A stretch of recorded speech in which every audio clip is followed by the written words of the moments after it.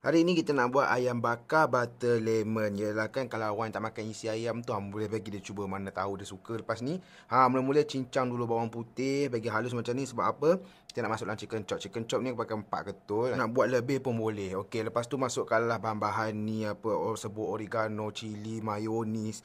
Lepas tu garam sikit, peras sikit air lemon. Okey. Lepas tu kita gaul bagi sebati, dah campur aduk, nak perap sekejap setengah jam pun boleh. Sebelum kita cocok dengan lidi. Kalau tak nak cocok dengan lidi pun tak apa.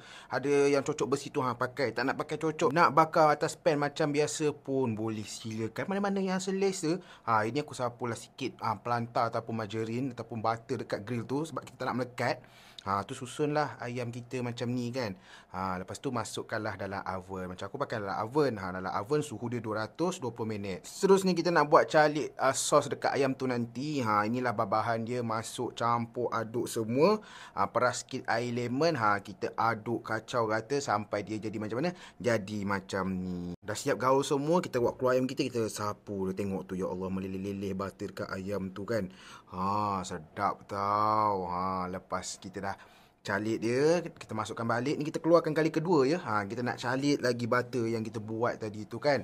Boleh butter tu boleh makan dengan roti, makan dengan apa pun boleh. Dah siap. Sesuai makan ratah, sesuai makan dengan nasi putih. Memang sedap. Ingat makan, ingat rasa.